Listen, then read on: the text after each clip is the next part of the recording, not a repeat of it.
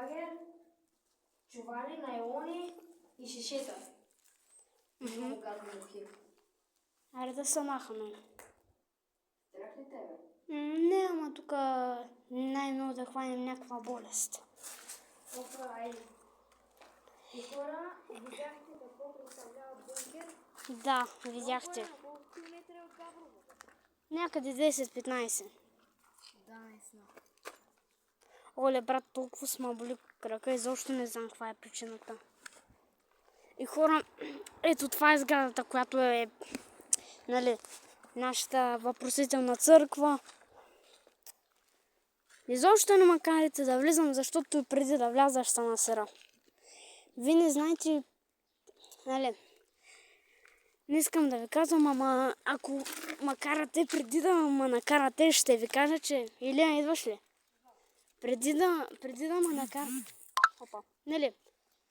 Преди да ме накарате да вляза, ще ви кажа, че с един приятел сме бяхме до някъде решени да влезем, ама в мазето на тази изоставена къща видяхме едно куче убито с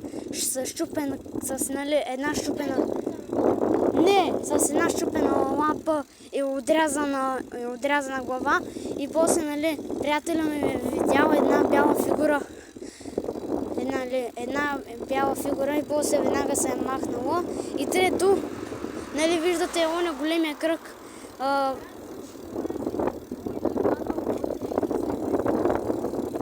Не може просто, не може ей така да му се отрежи главата сама.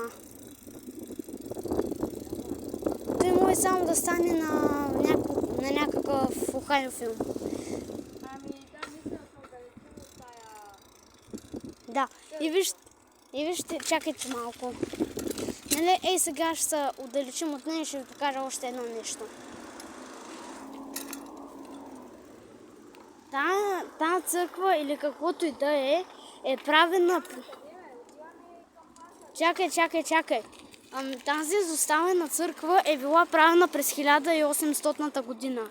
И виждате, онзи кръг, нали, го виждате там, оня кръг. Веднъж приятеля ми е видял, че там няма никаква сянка. И даже е видял някаква черна фигура, нали? Изобщо не се хипнотизираме, защото това си е вярно. А и дори ще ви кажа най-страшното нещо, което и на двама